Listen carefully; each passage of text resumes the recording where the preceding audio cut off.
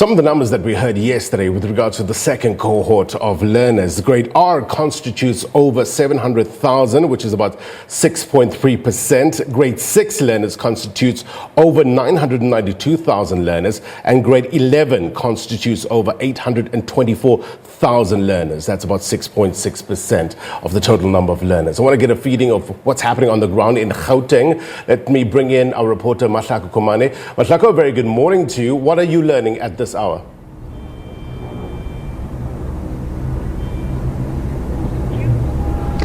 And yes, good morning indeed, Blaine. We are here back at Tembisa High.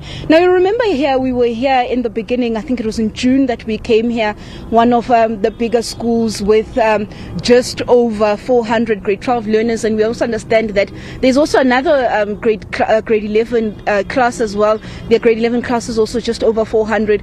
So when we earlier spoke to the principal, the last time we were here, he had told us that he is now full to capacity. But it would seem that from today, the grade R's were expected to come back, as you also heard Minister Angie Motshekga just saying that this was quite an important year. The grade R year is quite an important year in terms of the foundation that needs to be laid for learners to be able to go to grade 1. But also saying that there were calls from parents as well to say that they needed grade R to also be open. It was also a facility where parents could leave their children and children are safe. Trying to explain why grade R's also had to be back at school. But we also understand that some schools also in the province also welcoming back grade 11 learners. But I am joined by Mr. Steve Mabona from the Department of Education in the province, and he's just going to just give us a brief overview of how today has panned out so far. We know that it's just only 9 o'clock, but we expect that most schools that were open today should have already begun with lessons. Mr. Mabona, thank you so much for talking to us. Can you just tell us in Gauteng, what has the attendance been on the ground in terms of learners in grade R and also the grade 11s returning back to school this morning?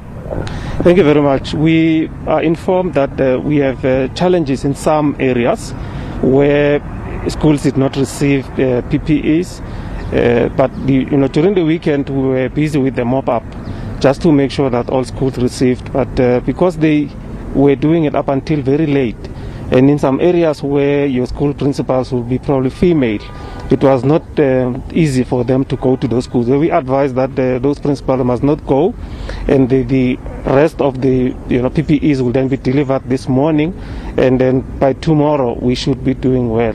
We know in around Orange Farm there's a shutdown.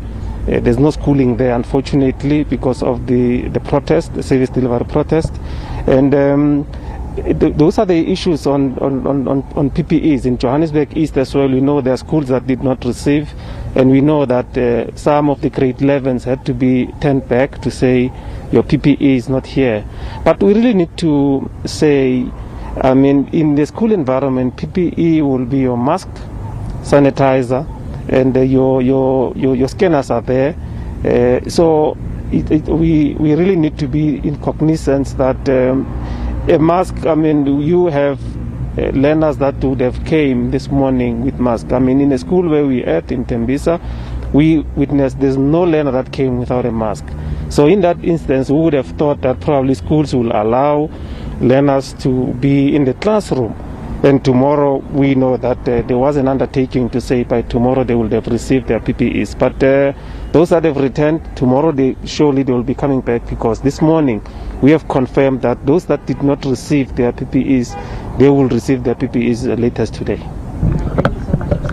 And as you've heard there, Blaine, Steve Mabona from the Department of Education in the province, just giving us an indication that the province had experienced challenges in Orange Farm, where their service delivery protests and schools in that particular area not opening, as well as some schools that have not received the PPEs for the next phase of grades that are returning, but also assuring parents as well as, assuring us that tomorrow it will be back, these PPEs by today, by the end of business today would have arrived and learners can can expect to find the necessary equipment when they report for school tomorrow. But I think it's really quite interesting. I mean, when we drove around the township this morning, you saw, I mean, a lot of learners, making their way to school. It seems that, learners are going to school, whether that is a popular decision or not. Schooling is continuing, and it seems like it will continue. But I think quite interesting to see how it's working in overcrowded schools such as this. And it will be also quite interesting that when the next grade is being phased here, what system how are they going to crunch the numbers to ensure that the 700 grade 10s that are expected here, the next phase, will then be able to also observe that social distancing that must take place in the classroom. But we will be driving around and also, just checking up and seeing that is everything in order, and our learners back in the classroom as indicated would happen by Mr. Mabona. And it's back to you in studio. All right. Plain. Mahlako, we'll check back with you in a short while to get further developments and as you assess the situation in and around Gauteng. Mahlako Komane live for us in Tembisa there. So we're running this poll today. We want to gauge where your mind and heart is about sending your children back to school. The poll with regard to the options is, are you sending your children back to school, or are you opting for home education, virtual learning, online learning? Please send us your thoughts at the agenda _SABC.